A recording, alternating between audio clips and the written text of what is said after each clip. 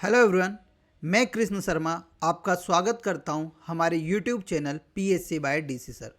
दोस्तों, जैसा आप सभी को पता है, मेरे द्वारा एक एमपी जीके की एक स्पेशल क्लास चलाई जा रही है, जिसमें हम मेनली एमपी पीएससी ने जितने भी प्रीवियस ईयर में एग्ज़ाम हेल्ड कराए हैं, चाहे वह स्टेट फॉरेस्ट मेंस का हो, स्टेट सर्विस एग्ज़ामिनेशन का हो, या फिर मान लीजिए जो भी एमपीपीएससी द्वारा एग्ज़ाम आयोजित कराए गए हैं, उन सभी के प्रीवियस ईयर के एमसीक्यू मैं आपको सॉल्व करा रहा हूँ।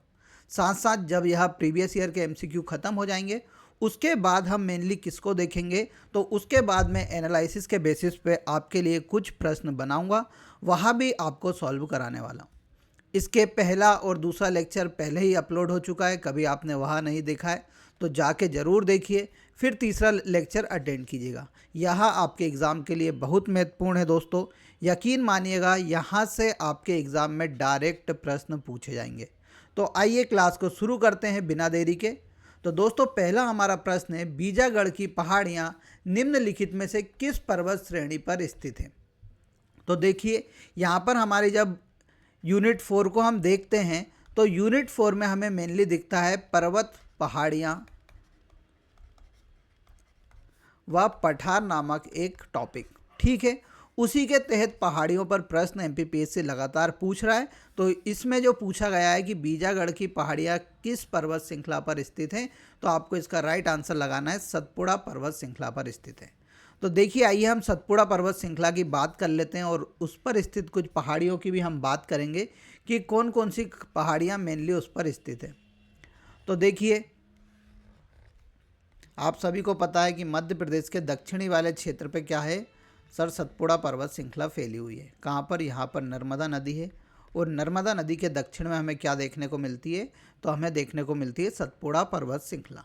ठीक है, इसका उप विभाजन की बात करते हैं तो सबसे पूर्व में आता है मैकाल, फिर उसके मध्य में आता है महादेव, फिर उसके बाद आती है ग्वालीगढ़, और उसके बाद आता है राज्य पीपला। क्या आता है? राज्य पीपला। ये कहाँ से कहाँ तक है, तो यह ईस्ट से लेके वेस्ट की तरफ है, यानी यहाँ पर मैकाल पड़ेगी, यहाँ पर महादेव जो पचमढ़ी वाला क्षेत्र है, फिर ग्वालीगढ़ या बैतूल वाले क्षेत्र में, और इधर खरगोन बड़वानी वाले क्षेत्र में आओगे तो यहाँ पर आपको कौन सी देखने को मिलेगी? राज्य पीपला की श्रेणी देखने को मिलेगी। अब देखिए, आप सभी को पता है सतपुड़ा का मतलब क्या होता है, 7 टापुओं का या 7 पहाड़ी या 7 पर्वतों का समूह इसे कहा जाता है। इसकी सर्वोच्च चोटी जो है वो धूपगढ़ है, जो कि मध्य प्रदेश की सर्वोच्च चोटी भी है, 1350 मीटर उसकी ऊंचाई है। यहाँ मध्य प्रदेश में महादेव श्रेणी पर हमें देखने को मिलती है। कहाँ पर देखने को मिलती है? मध्य प्रदेश में महादेव श्रेणी पर देखने को मिलती है। और महादेव श्रेणी कहाँ पर है, तो पचमढ़ी में स्थित है, आपको याद रखना है। अब यहाँ पर हम कुछ पहाड़ी देख लेते हैं। तो देखिए, यहाँ पर बड़वानी वाले क्षेत्र में हमें अखरानी की पहाड़ियाँ देखने को मिलती है। कौन सी मिलती है? अखरानी की पहाड़ियाँ। फिर इधर खरगोन में आओगे तो यहाँ पर आपको कौन सी देखने को मिलेगी? बीजागढ़ की पहाड़ियाँ देखने को मिलेंगी, और यहीं पर आपको ऊन की पहाड़ियाँ देखने को मिलेगी। बीजागढ़ पहाड़ी पर हमें बीजागढ़ महादेव मंदिर देखने को मिलता है, और ऊन की पहाड़ी पर जैन मंदिर हमें देखने को मिलता है। ठीक है, फिर हम आते हैं बैतूल में, तो हमें कुकरू खामला देखने को मिल जाती है। ठीक है, कुकरू खामला की पहाड़ी। फिर इधर महादेव श्रेणी मिलती है, महादेव श्रेणी पचमढ़ी बसा हुआ है, आप सभी को पता है। तो ऐसे कुछ इंपॉर्टेंट पहाड़ियाँ हैं जो किसके अंतर्गत आती हैं? सतपुड़ा पर्वत श्रेणी के अंतर्गत आती है। हमने इस सिलेबस में जो हमारा स्पेशल कोर्स चल रहा है, उसमें मैंने इसको बहुत डिटेल में पढ़ाया था। आप चाहें तो एक बार उसे फ्री ऑफ कॉस्ट देख भी सकते हैं, डेमो के तौर पर, कोई प्रॉब्लम नहीं है। जाके देखिए, सतपुड़ा पर्वत श्रृंखला की आपको एक एक बात उसमें मिलने वाली है। अब हमारा अगला प्रश्न है, पूर्णा नदी निम्नलिखित में से किसकी सहायक नदी है? तो देखिए, हमारे बैतूल से एक नदी का उद्गम होता है, उसका नाम है ताप्ती। क्या नाम है? ताप्ती। उसको एक और नाम से जाना जाता है, सूर्यपुत्री के नाम से जाना जाता है, जो कि बैतूल के मुल्ताई नामक जगह से क्या होती है? शुरुआत होती है, और यहाँ जाकर महाराष्ट्र और गुजरात में बहते हुए अरब की सागर की खाड़ी में क्या हो जाती है? अरब सागर में समाप्त हो जाती है। ठीक है, अरब सागर में समाप्त होती है। स्टार्ट कहाँ से होती है? मुल्ताई बैतूल से यह शुरू होती है, आपको याद रखना है। ठीक है, बैतूल से ही एक नदी निकलती है, उसका नाम है पूर्णा, और पूर्णा नदी आगे बहते हुए किस में मिल जाती है? ताप्ती नदी में मिल जाती है। तो इसका मतलब क्या हुआ? पूर्णा नदी किसकी सहायक नदी है? ताप्ती नदी की सहायक नदी है। तो इसका राइट आंसर हो जाएगा ताप्ती नदी। ठीक है, अब हम ताप्ती नदी के बारे में बात करते हैं तो ताप्ती नदी की कुल लंबाई कितनी है? 724 किलोमीटर है। ताप्ती नदी भी मध्य प्रदेश में बीहड़ का निर्माण करती है। आप सभी को पता होगा बीहड़ जो कि कौन सी नदी बनाती है? चंबल नदी बनाती है। परंतु ताप्ती नदी भी बीहड़ का निर्माण करती है। कहाँ पर? भैंसा देही के निकट यह बीहड़ का निर्माण करती है। ये बात आपको याद रखना है। ताप्ती नदी के तट पर आपको एक और बात याद रखना है कि बुरहानपुर शहर बसा हुआ है, साथ साथ सूरत शहर बसा हुआ है। यह भी बात आपको याद रखनी है। इसके ऊपर परियोजना कौन कौन सी चलती है? तो देखिए चंदूरा बांध, साथ साथ पारस डोहो बांध। दोनों परियोजना कहाँ पर? बैतूल जिले में स्थित है, जो कि किसके ऊपर चलाई जाती है? ताप्ती नदी में मध्य प्रदेश में चलाई जाती है। तो इसका जरूर याद रखिएगा। यह मध्य प्रदेश की एक प्रमुख नदी है जो कि पश्चिम दिशा की ओर बहती है। लंबाई भी बताई 724 किलोमीटर। निकलना कहाँ से? मुल्ताई के बैतूल से। पर्वत श्रृंखला पूछ लेगा तो आपको सतपुड़ा पर्वत श्रृंखला लगा के आना है। ठीक है, अब हम हमारा अगला प्रश्न देखते हैं। तो देखिए अगला प्रश्न है, मध्य प्रदेश में मझगावा क्षेत्र किस खनिज उत्पादन हेतु प्रसिद्ध है? कल भी हमने हीरे की बात की थी और हीरे के टॉपिक में हमने प्रमुख खनिज के उसके क्या देखे थे? उसकी प्रमुख खान या खनन क्षेत्र के बारे में हमने बात किया था, जिसमें मैंने आपको मझगावा के बाद एक और हिनोता मैंने आपको बताया था, आप सभी को पता है। फिर महुआ टोला, ये सभी मैंने क्षेत्र बताए थे जो हीरे से संबंधित थे और यह कहाँ पर है? पन्ना जिले में। फिर मैंने एक और बताया था अंगोर क्षेत्र, अंगोर खनिज उत्पादन क्षेत्र जो कि हीरे से संबंधित है। वहाँ कहाँ पर बताया था? छतरपुर में बताया था। ये भी बात आपको मैंने बताई थी। तो इसका राइट आंसर क्या हो जाएगा? हीरा हो जाएगा। आप सभी को पता है मध्य प्रदेश एकमात्र राज्य है यहाँ पर हीरे का उत्पादन किया जाता है। नेशनल मिनरल डेवलपमेंट कॉरपोरेशन द्वारा यहाँ पर हीरा खोदा जाता है या हीरे की खोज की जाती है। तो इस पॉइंट को भी आपको याद रखना है। तो मुख्य रूप से किस चट्टानों में पाया जाता है? कल भी हमने बात की थी कि सर कुड़प्पा क्रम की बिजावर श्रेणियों से हमें क्या मिलता है? हीरा मिलता है। तो यह बहुत महत्वपूर्ण पॉइंट है, आपको इन सभी पॉइंट को याद रखना है। अब हम हमारे अगले प्रश्न पर चलते हैं। अब हमारा अगला प्रश्न है, मध्य प्रदेश में जल अभिषेक अभियान की शुरुआत कब हुई थी? तो इसका राइट आंसर है 2006। इसका मुख्य उद्देश्य क्या था? आप उसको याद रखिएगा कि जो बारिश में पानी आता है तो बारिश के पानी को इकट्ठा करना तालाब या किसी भी माध्यम से, और भूजल स्तर का क्या करना है? बढ़ाना है। किसको? भूजल स्तर को क्या करना है? बढ़ाना है। और मतलब जो कि आप समझ लीजिए कि वाटर हार्वेस्टिंग का काम है। क्या? वाटर हार्वेस्टिंग की यहाँ बात की जा रही है। पानी का संरक्षण करना है। यहाँ पर एक और योजना मैं आपको बता देता हूँ, बलराम ताल योजना। कौन सी? बलराम ताल योजना। यह योजना जो शुरू की गई थी वह कब की गई थी? 2007 में। इसके माध्यम से गाँवों में किसको? तालाब खोदे जाते थे। इन सभी पॉइंट को आपको याद रखना है। अगली बात करते हैं, भविष्यत कथा के लेखक कौन है? तो इसका राइट आंसर है धनपाल, जो कि राजा भोज के एक कवि थे। उनका नाम था धनपाल। और धनपाल ने क्या किया था? एक नगर सेठ थे, उनके बेटे थे भविष्यत, उनके ऊपर इस कथा को लिखा था। तो इसका राइट आंसर है धनपाल। और यह राजा भोज के ऐसे कवि थे जिनने किसको? जैन धर्म को अपना लिया था। और यह MPPSC के 2020 के उसमें पूछा गया था। तो यह वापस पूछा जा सकता है कि राजा भोज के कवि कौन थे जिन्होंने जैन धर्म को अपना लिया था? तो उसका नाम कौन है? राजा धनपाल है। आपको याद रखना है। ठीक है, भर्तृहरि के बारे में आप जानते होंगे, इन्हें त्रिशतक लिखे हैं, नीति शतक, श्रृंगार शतक। कहाँ से थे? सर उज्जैन से संबंधित थे। फिर सरिस्का में इनकी समाधि है। सरिस्का राष्ट्रीय उद्यान आप सभी को पता होगा राजस्थान में है। वहाँ पर इनकी क्या है? समाधि स्थल है। ये भी आपको याद रखना है। ठीक है, अब आगे बढ़ते हैं।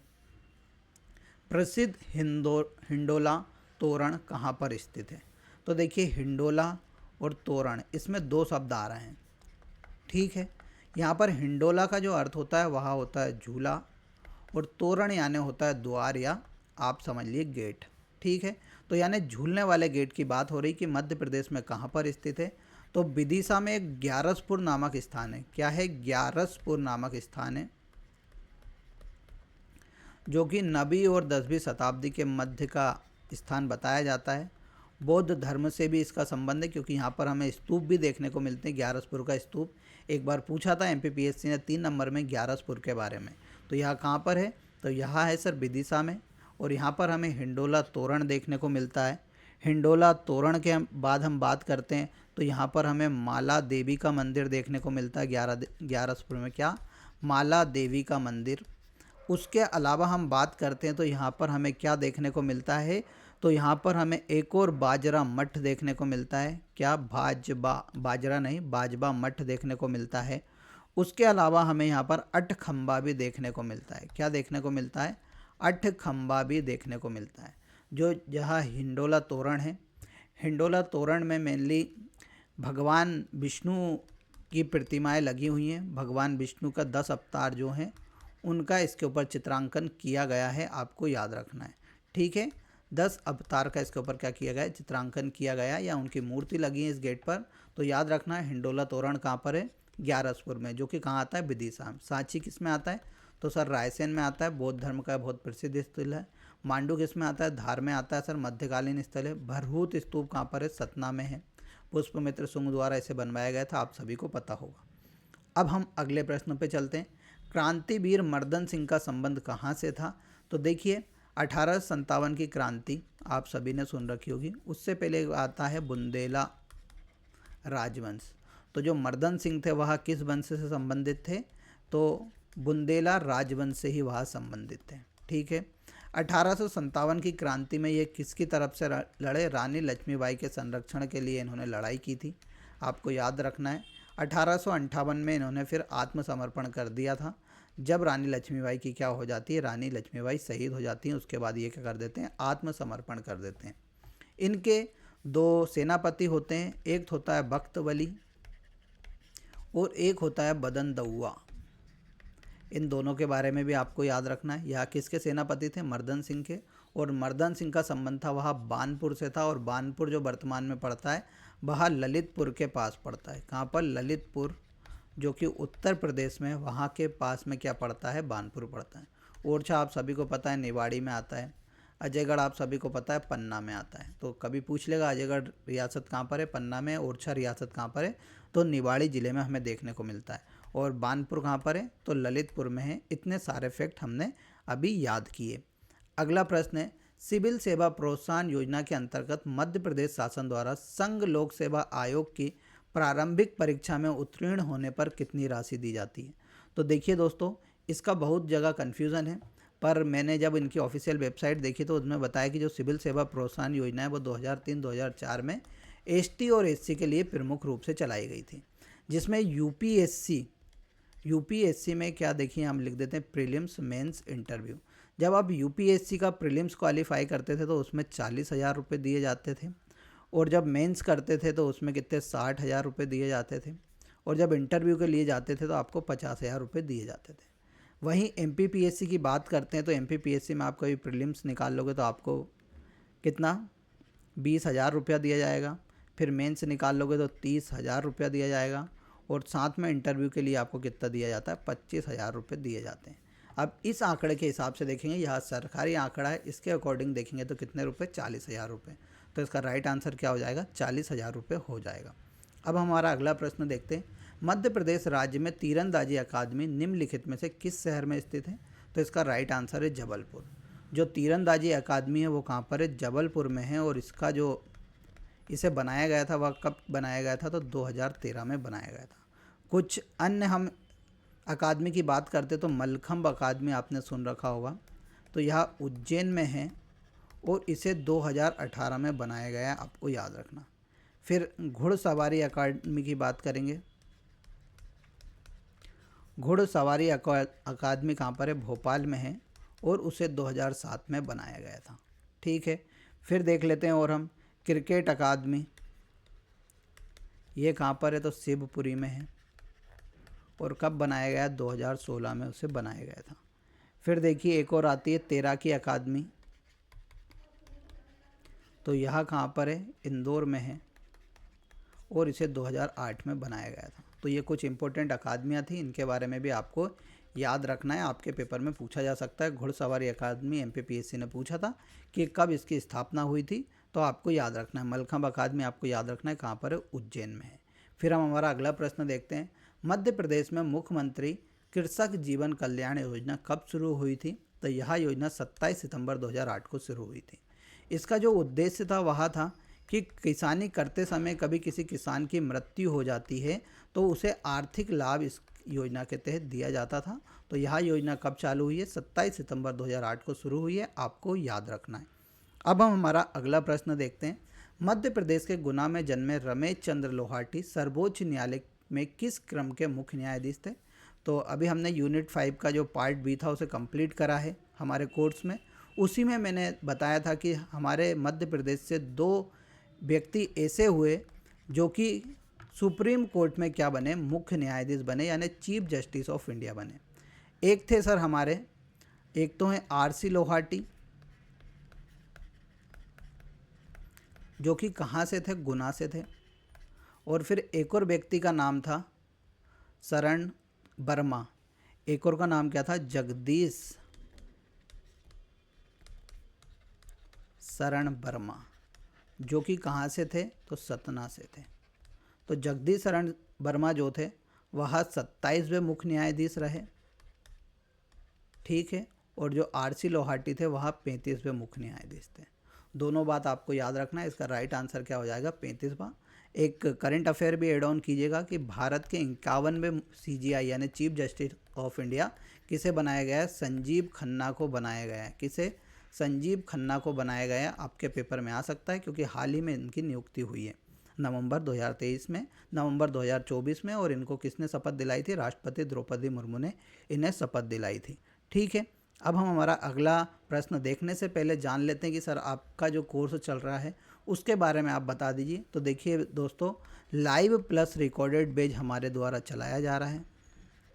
आपको कभी इसका डेमो लेना हो तो हमारी application PSC by DC sir को क्या कर लीजिए? डाउनलोड कीजिए और डेमो जाके देखिए। और आपको लगता है कि हाँ सर उस लेवल का पढ़ा रहे हैं कि मेरे एग्ज़ाम में सब कुछ आ जाएगा, तो आप इस कोर्स को बिना फिक्र के ज्वाइन कर लीजिए, ठीक है। आपको इसमें कोई भी समस्या आती है तो हमारा नंबर है 8839306361 पर आप कांटेक्ट करके बात कर सकते हैं।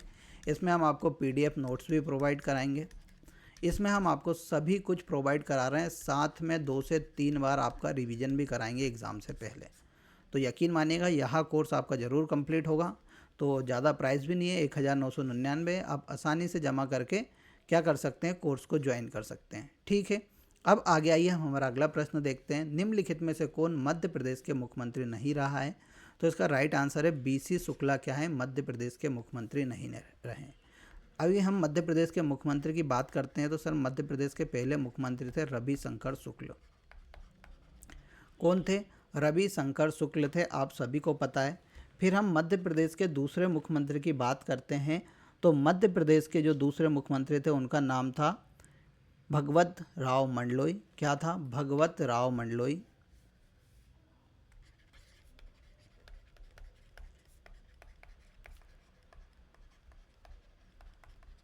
और तीसरे जो थे उनका नाम था कैलाश नाथ काटजू।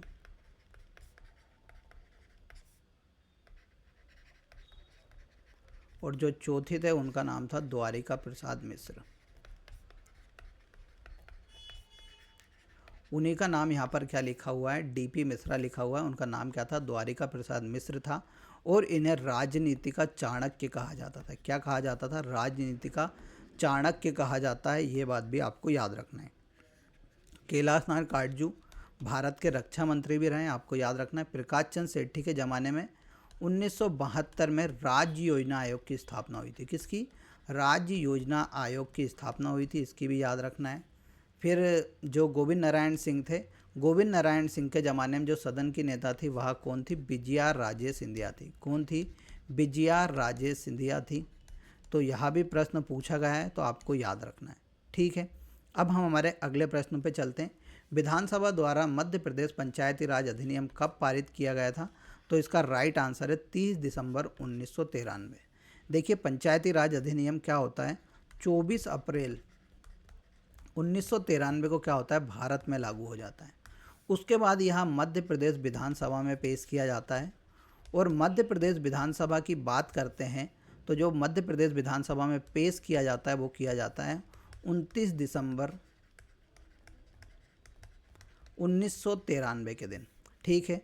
फिर यह पारित कब होता है मध्य प्रदेश विधानसभा से, तो सर 30 दिसंबर 1993 को यह पारित हो जाता है। फिर मध्य प्रदेश के राज्यपाल इस पर हस्ताक्षर करते हैं, यानी राज्यपाल की मंजूरी मिलती है 24 जनवरी 1994 के दिन। और मध्य प्रदेश में जो लागू होता है वह होता है 25 जनवरी 1994 के दिन। यह सभी डेट आपके पीएससी ने पूछी हुई है उसके अदर एग्ज़ाम में। जब अपन अगली बार कोई से प्रश्न लगाएंगे उसमें आपको ज़रूर यहाँ से प्रश्न मिलेगा। तो ये दिनांक आपको ज़रूर याद रखना है कि पेश कब हुआ, पारित कब हुआ, राज्यपाल ने कब मंजूरी दी और मध्य प्रदेश में कब लागू हुआ। तो यहाँ पर पारित का पूछा था, तो उसका राइट आंसर था 30 दिसंबर 1993। ठीक है, अब हमारा अगला प्रश्न है, मध्य प्रदेश में अनुसूचित जनजाति अत्याचार निवारण अधिनियम कब पारित हुआ था। तो दोस्तों इसका आंसर आपको कमेंट बॉक्स में देना है। मैं देखता हूं कि आप कितने गौर से देखते हैं मेरी क्लास को। कभी आपने इसका आंसर कमेंट बॉक्स में दिया तो इसका मतलब आप बिल्कुल भी आगे करके क्लास को नहीं देखते हैं। कभी आपने इसका आंसर कमेंट बॉक्स में नहीं दिया तो मैं समझ जाऊंगा कि आप लोग क्लास को गौर से नहीं देखते हैं, आगे बढ़ा कर देखते हैं। वह आपकी समस्या है, आपके साथ आगे अच्छा नहीं होगा, क्योंकि अभी सीरियस नहीं रहेंगे तो आगे हमें नुकसान उठाना पड़ सकता है। अब हमारा अगला प्रश्न है, पीएम जनमन योजना के अंतर्गत मध्य प्रदेश की 3 जनजातियों का लक्षित किया गया है। तो देखिए पीएम जनमन योजना क्या होती है, पहले तो हम उसको जान लेते हैं। जनमन यहाँ पर लिखा हुआ है, ऐसा लिखा रहता है जनमन। पीएम से तो क्या हो जाता है प्रधानमंत्री, फिर जन से हो जाता है जनजाति, क्या हो जाता है जनजाति हो जाता है। फिर मन से क्या होता है, कभी आपको आंसर याद हो तो आप कमेंट बॉक्स में बता सकते हैं। जनजाति, आदिवासी, न्याय, महाअभियान। यह क्या है, पीएम जनमन का फुल फॉर्म है। यह हाल ही में 2024 में क्या किया गया है, लागू किया गया है, यानी मध्य प्रदेश सरकार द्वारा इसे क्या किया गया है, लागू किया गया भारत में। इसके द्वारा क्या होता है कि जो भारत की पीबीटीजीज हैं, पीबीटीजीज आपने पेपर में 10वीं यूनिट पढ़ा होगा तो उसमें पीबीटीजीज नामक एक शब्द है, यानी इसका मतलब होता है अति पिछड़ी जनजाति। अति पिछड़ी जनजाति यानी कि जैसे मान ली कि हमारे यहाँ कौन सी जनजाति, भारिया जनजाति, वह अति पिछड़ी जनजाति, वह अभी तक समाज की मुख्य धारा में नहीं आ पाई है। जैसे भील, गोंड आदि जनजाति क्या आ चुकी है, समाज की मुख्य धारा में आ चुकी है। उनके गांव पूरे रोड से कनेक्ट हो चुके हैं, उनके गांव में शिक्षा प्रदान की जाने लगी है, उनके गांव में पेयजल की व्यवस्था हो चुकी है। परंतु भारत की अभी भी 75 जनजातियाँ ऐसी हैं जिनके गांव में ना तो पानी है, ना ही स्कूल की व्यवस्था है, ना ही किसी बात की व्यवस्था है। तो इस योजना के तहत क्या किया जा रहा है, तो भैया इस योजना के तहत उन 75 जनजातियों का उद्धार करने की बात की गई है कि उन्हें भी मुख्य धारा में लाया जाएगा। और उसके तहत मध्य प्रदेश की 3 जनजातियां उसमें आती हैं, कौन सी, बेगा, भारिया, सहरिया। सहरिया आप सभी को पता है मध्य भारत के पठार में रहती है, भारिया पतालकोट, छिंदवाड़ा और बेगा बालाघाट में मुख्य रूप से निवास करती है। ये मध्य प्रदेश की अति पिछड़ी जनजाति हैं, आपको याद रखना है। सर्वाधिक अति पिछड़ी जनजाति उड़ीसा में है, कुल कितनी, 15 जनजाति, यह भी बात आपको याद रखना है। फिर हम आगे आते हैं कि 2011 की जनगणना के अनुसार मध्य प्रदेश में न्यूनतम जनजाति संख्या वाला जिला कौन सा है, तो इसका राइट आंसर हो जाएगा भिंड। तो देखिए हम जनजाति की बात कर लेते हैं यहाँ पर कि सर सर्वाधिक कहाँ पर है, तो सर्वाधिक की बात करेंगे, साथ साथ न्यूनतम की बात करेंगे। 2 आधार यहाँ पर होंगे, एक जनसंख्या का आधार होगा, साथ साथ एक आधार होगा प्रतिशत का आधार। जब हम जनसंख्या की बात करते हैं तो सर्वाधिक जनसंख्या धार में निवास करती है और न्यूनतम कहाँ पर, भिंड में। प्रतिशत के हिसाब से बात करते हैं तो सर्वाधिक कहाँ पर रहते हैं, अलीराजपुर में रहते हैं, लगभग 89% वहाँ पर कौन रहती है, जनजाति निवास करती है। और न्यूनतम कहाँ पर होती है, भिंड में होती है। तो यह पॉइंट आपको याद रखना है, यहीं से प्रश्न पूछेंगे जनसंख्या के आधार पर सर्वाधिक जनजाति कहाँ निवास करती है, तो धार में, और परसेंटेज के हिसाब से सर्वाधिक अलीराजपुर में निवास करती है। तो ये 4 पॉइंट भी अपनी कॉपी में लिख लीजिएगा। फिर आगे आते हैं, मध्य प्रदेश ऊर्जा विकास निगम की स्थापना कब हुई थी, तो मध्य प्रदेश में ऊर्जा को बढ़ावा देने के लिए 1982 में मध्य प्रदेश ऊर्जा विकास निगम की स्थापना हुई थी। यहाँ पर एक और याद रखना कि मध्य प्रदेश औद्योगिक विकास निगम जो है उसकी स्थापना कब होती है, 1965 में होती है। फिर हमने वन विकास निगम भी पढ़ा था कल परसों के दिन। तो वन विकास निगम की स्थापना 24 जुलाई 1975 को होती, ये भी एक्स्ट्रा फैक्ट है, आपको याद रखना है। फिर आगे आते हैं, हमारा अगला प्रश्न है पितोल की भूरीबाई का संबंध किससे है? तो उनका संबंध है पेंटिंग से। पितोल कहाँ पर है? तो झाबुआ का एक गांव है पितोल, तो झाबुआ की है भूरीबाई। यहाँ मुख्य रूप से किससे? भील जनजाति से संबंधित है। किससे संबंधित है? भील जनजाति से संबंधित है। यह कागज और कैनवास का इस्तेमाल कर पेंटिंग बनाने वाली पहली भीली कलाकार हैं, आपको इनके बारे में भी याद रखना है। इन्हें 2021 में पद्मश्री दिया गया था। मध्य प्रदेश सरकार द्वारा 1998 में अहिल्याबाई सम्मान दिया गया था। पद्मश्री कब दिया गया? 2021 में। पूछा जा सकता है ये सब प्रश्न। और कब? 1986-87 में मध्य प्रदेश राज्य का सर्वोच्च शिखर सम्मान भी दिया गया था। क्या? सर्वोच्च शिखर सम्मान भी दिया गया था। ये तीनों बात आपको याद रखना है। कहाँ से? झाबुआ के पिटोल से। कागज कैनवास का इस्तेमाल करने वाली पहली भीली कलाकार थी। 2021 में पद्मश्री, 1998 में अहिल्याबाई, 86-27 में सर्वोच्च शिखर सम्मान मध्य प्रदेश सरकार द्वारा दिया गया था। बहुत फेमस है भूरीबाई, तो इनके बारे में याद रखना है। अगला प्रश्न है पद्मश्री पुरस्कार से सम्मानित श्री अर्जुन सिंह धुर्वे किस जनजाति से हैं? तो भैया अर्जुन सिंह धुर्वे की बात करते हैं तो अर्जुन सिंह धुर्वे को 2022 में क्या दिया गया? पद्मश्री दिया गया था। ठीक है, यह बेगा जनजाति से संबंधित है और इनके कभी जिले का पूछ लेते तो डिंडोरी से संबंधित है। और यह बेगा जनजाति का क्या करते हैं?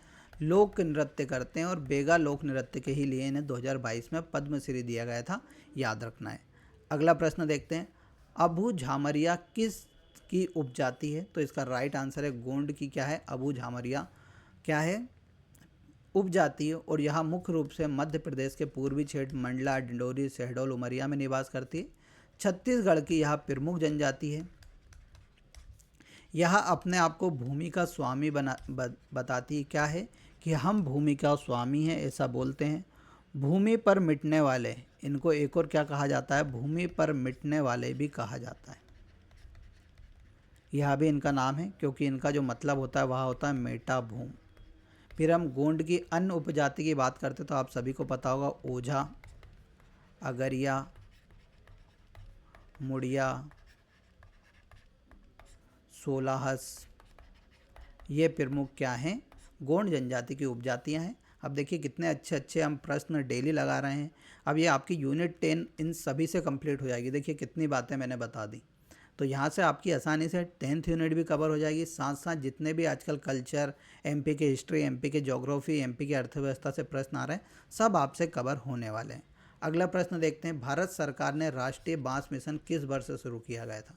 पहली क्लास में हमने बताया था कि जब 2024 में मध्य प्रदेश सरकार ने क्या पूछा था एमपीपीएससी में कि भैया बांस का राष्ट्रीयकरण कब किया गया? बांस का राष्ट्रीयकरण कब किया गया था? तो उसमें मैंने बताया था कि 1973 में बांस का राष्ट्रीयकरण किया गया था। और आपको एक पॉइंट याद रखना है कि 2013 में मध्य प्रदेश सरकार द्वारा राष्ट्रीय बांस मिशन शुरू किया गया। क्या शुरू किया गया? राष्ट्रीय बांस मिशन शुरू किया गया। क्यों? बांस की खेती को बढ़ावा देने के लिए। आपको एक और बात याद रखना कि बांस क्या है? एक प्रकार का घास है, ना कि पेड़ है। ये बात भी आपको याद रखना है। तो इसका राइट आंसर क्या हो जाएगा? 2012 और 13। अब मैं आपको टेस्ट सीरीज़ के बारे में बता देता हूँ कि एमपीपीएससी की हमने टेस्ट सीरीज़ भी लॉन्च कर रखी है। 499 मात्र प्राइस है। इसमें 14,000 से अधिक आपको प्रश्न मिलने वाले हैं। टॉपिक वाइज के साथ साथ इसमें यूनिट वाइज भी मिलेंगे और साथ साथ एफएलटी भी मिलने वाली है 25+। हो सका तो कल आपकी एक एफएलटी हो सकती है, तो इसको भी ज्वाइन कीजिए, लेट मत कीजिए। आपके लिए अच्छे हैं, फ़ायदेमंद है। सब एक मिनिमम कॉस्ट में आप सभी के लिए रखे गए हैं, आपके अच्छाई के लिए बनाए गए हैं, तो ज़रूर ज्वाइन कीजिए। अगला प्रश्न देखते हैं, गोंडी बोली के लिए प्रयुक्त लिपि कौन सी है? तो इसका राइट आंसर है देवनागरी। गोंडी बोली मुख्य रूप से गोंड जनजाति द्वारा बोली जाती है। ठीक है, फिर अगला प्रश्न देखते हैं, बादल भोई म्यूजियम मध्य प्रदेश के किस जिले में स्थित है? तो आप सभी को पता है कहाँ पर है, छिंदवाड़ा। बादल भोई की बात करते हैं तो बादल भोई के बारे में मैंने आपको कल भी बताया था कि स्वतंत्रता सेनानी है ये, और किस जनजाति से संबंधित है? तो गोंड जनजाति से संबंधित है। फिर बादल भोई संग्रहालय की हम बात करते हैं तो यह संग्रहालय को 1954 में क्या बनाया गया था? संग्रहालय बनाया गया था। यह बात आपको याद रखना है। 1975 में इसे राजकीय संग्रहालय का दर्जा दिया गया था। कब? 1975 में। और 1997 में इसका नाम राजकीय संग्रहालय से बदलकर क्या किया गया था? बादल भोई संग्रहालय किया गया था। आज ही की न्यूज़ है, कल की न्यूज़ 15 जनवरी जब जनजातीय दिवस जो होता है उनकी वीरता के ऊपर बनाया जाता है, बिरसा मुंडा के जन्मदिन पर 15 नवंबर के दिन। तो उस दिन क्या हुआ कि जो हमारे प्रधानमंत्री थे उनके द्वारा मध्य प्रदेश में 2 जनजातीय संग्रहालय का क्या किया गया? लोकार्पण किया गया। एक है श्री बादल भोई जनजातीय स्वतंत्रता संग्रामी संग्रहालय, जो कि कहाँ पर? छिंदवाड़ा में बना हुआ है। और दूसरा रघुनाथ साहा संग्रहालय, कहाँ पर? जबलपुर में उन्होंने क्या किया है? शुरू किया है। तो दोनों का याद रखना, इस बार इन दोनों से प्रश्न आपके पूछे जा सकते हैं। अब हम अगला प्रश्न देखते हैं। कौन सा रेडियो चैनल स्थानीय भाषाओं पर आदिवासी कल्याण योजना पर केंद्रित है? तो इसका आप सभी को पता है, वान्या सामुदायिक रेडियो है। और कब खुला था? 1980 में खुला था। फिर अगला प्रश्न देखते हैं। 1948 में बुंदेलखंड और बघेलखंड को जोड़कर कौन सा प्रदेश अस्तित्व में आया था? तो मैंने जब मध्य प्रदेश का गठन पढ़ाया था आपको, फिर ये कोस्ट एप्लीकेशन के ऊपर आप जाके देख सकते हैं मध्य प्रदेश का गठन। उसमें मैंने बताया था कि बुंदेलखंड 1948 में बुंदेलखंड और बघेलखंड को मिलाकर क्या बनाया गया? विंध्यन प्रदेश बनाया गया था। और विंध्यन प्रदेश को पार्ट सी का दर्जा दिया गया था। पहले यहाँ पार्ट बी में आता था, परंतु फिर बाद में इसे किस में कर दिया गया था? पार्ट सी में कर दिया गया था। और विंध्यन प्रदेश की जो राजधानी थी वह रीवा थी। और यहाँ के प्रथम जो मुख्यमंत्री थे उनका नाम था शंभुनाथ शुक्ल। इतनी बातें मैंने आपको बताई थी। फिर हम अगला प्रश्न देखने से पहले यहाँ पर हमारी क्लास को समाप्त करते हैं। तो देखिए दोस्तों, आज हमने 25+ MCQ वापस सॉल्व किए, साथ साथ उनकी डिटेल को अच्छे से पढ़ा। अब आपको क्वेश्चन ऑफ द डे का आंसर देना है कि मध्य प्रदेश वित्त निगम का मुख्यालय कहाँ पर स्थित है। MPPSC ने इसे पूछा हुआ है। फिर हमारा अगला है कि चर्चित खिलाड़ी विवेक सागर किस खेल से संबंधित है। यह भी MPPSC ने पहले पूछा था। तो इन दोनों आंसर का आपको कमेंट बॉक्स में क्या देना है? आंसर देना है। और लगातार ऐसे ही चैनल पर बने रहिए। मिलेंगे हम कल वापस से एक नई क्लास के साथ, नए फैक्ट के साथ, साथ साथ नए ऑब्जेक्टिव के साथ। इस सीरीज को ऐसे ही फॉलो करते रहिए। धन्यवाद।